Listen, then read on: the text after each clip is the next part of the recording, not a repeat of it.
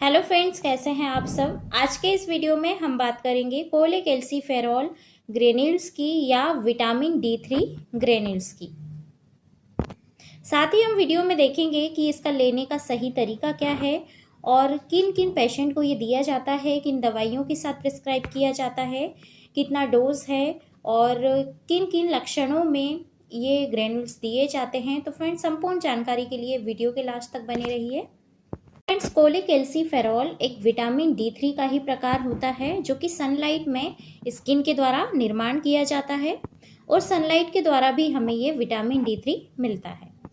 ये कोलेकैल्सिफेरॉल अपने आप में इनएक्टिव होता है, लेकिन ये जब ये शरीर में जाता है तो हाइड्रोलाइसिस प्रक्रिया के द्वारा एक्टिव हो जाता है और कैल्सिट्रायोल में बदल जाता है। और यह कैल्सिट्रायोल विटामिन D रिसेप्टर से बाइंड होकर सेल्स में कई तरह के प्रोटीन को बनाने का कार्य करता है और कैल्शियम के एब्जॉर्प्शन में मदद करता है। अब हम बात करेंगे कोलेकैल्सिफेरॉल किस किस बीमारी में दिया जाता है। सबसे पहला इसका उपयोग है विटामिन D3 की कमी यानी विटामिन D3 डेफिशिएंसी कहा जाता है।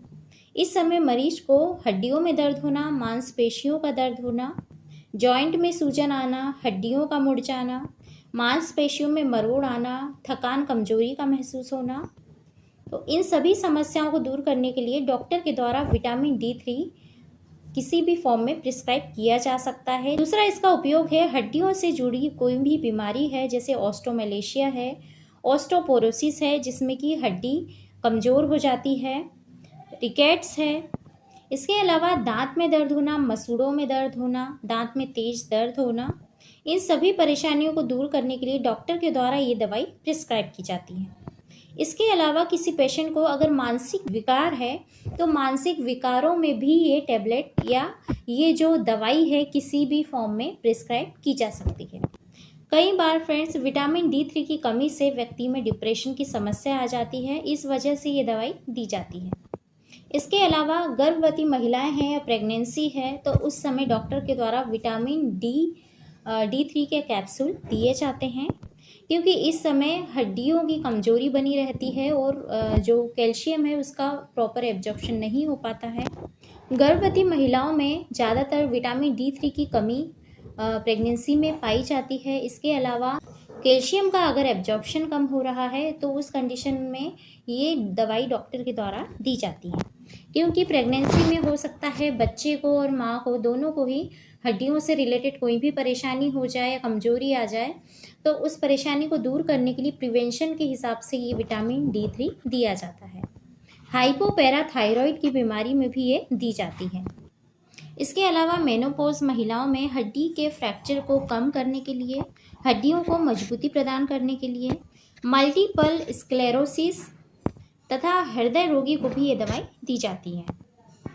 अगर किसी पेशेंट को डायबिटीज़ है तो उनमें भी ये दवाई साथ में कॉम्बिनेशन में दी जाती है। ब्रेस्ट कैंसर की दवाइयों के साथ इसे दिया जाता है। इसके अलावा टीबी यानी tuberculosis, upper respiratory tract infection में ये दवाई प्रिस्क्राइब की जाती है।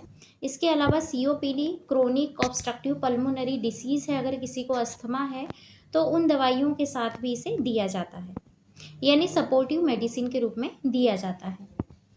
अब इस दवाई के साइड इफ़ेक्ट देख लेते हैं। जो कॉमन साइड इफ़ेक्ट हैं उसमें है यूरिन में कैल्शियम का बढ़ जाना, इसके अलावा ब्लड में कैल्शियम का लेवल बढ़ जाना, कब्ज रहना, चेस्ट में दर्द रहना, उल्टी होना, इसके अलावा सांस संबंधी समस्याएं हो जाना। इनके अलावा कोई भी अनवांटेड साइड इफ़ेक्ट अगर आपको नज़र आते हैं तो तुरंत ही अपने डॉक्टर से बात करें।